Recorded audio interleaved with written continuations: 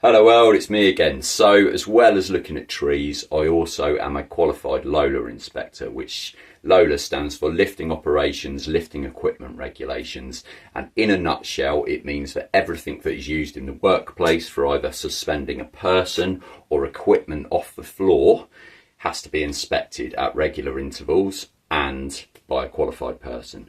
I am that qualified person. Lucky me! It's lucky because I love fiddling with a carabiner. So anyway, so what I wanted to share with you today was just slightly different to my usual tree chat. I wanted to talk about a way of coiling a big rope, and this isn't the definitive guide to how to coil a rope. This is how I do it, and this is how I prefer to do it. And me being me, I have a reason for everything, so I'll explain the reasons as we go. So I've just finished inspecting it, so it's flaked out on the floor. Flaking is where it's basically you untangle it and you just on top it. You're just pushing it down on top, so then the end of the rope is on the top, so as you pull it off, it's all coming out of that pile without getting snagged and knotted. So you get the end, and then the way I do it, hood up, makes me look gangster or pickpocket, and then you put it round. The reason I've done that is just so there's nothing to snag. That'll make more sense as I go.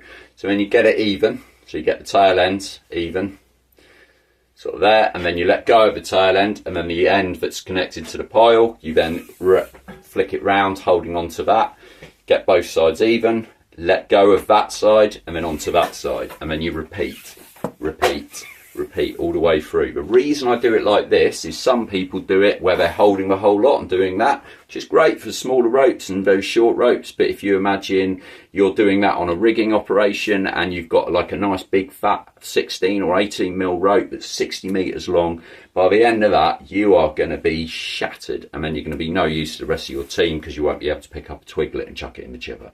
So work smarter, not harder, kids. Keep it lower. And then the other beauty of this as well is if you're at the bottom of a tree and the rope gets snagged on something, you've got two spare hands to be able to detangle it, untie any knots, pull stuff through, take off any mechanical devices, whatever it may be, but the whole thing stays close. You can also even it up nice and easy. So I'll just thrash through this and then I'll show you the how I finish it off. 2 moments.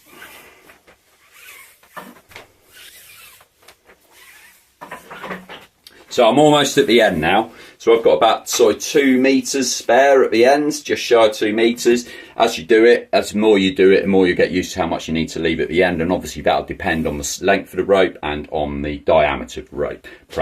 Proper practice makes perfect. Right, so then what you do is, so now you've got this and you can even it all up and make sure it's all about even down the bottom. Flick it off your neck and into the crook of your arm. You then grab your dead end, and then you go around, and then you work back up towards your arm. So you go over the top, get the first bit, spend a few seconds making sure the first bit, can you see how now that's tightening round that, and then you just carry that on up several times, and here's where the magic happens. So what some people do is they pull it through and tuck it through a loop. I don't. This is what I do, and I'll tell you why in a moment. You grab that end and you pull that through, but not all the way. Right, you can trap it in your legs. Can you see that? Woo! Like Randolph! And then you throw the loop over the top of everything without pulling that line through. Like that. There you go. So now that's all cinched super tight. So every time, so you can now carry it with that. If you leave it a bit longer, you can put a bowline in the end and hang it on something or whatever. And it is now, every time it gets a jiggle, it's just pulling it tighter and it's making that nice and neat and easy. You can chuck that around because there's plenty of friction going on. That holds really tight for quite a lot of abuse, chucking in and out of the side of trucks and stuff. And then that's nice and neat and tidy like that. The more you do it, the neater you'll get it, the quicker you'll get it as well.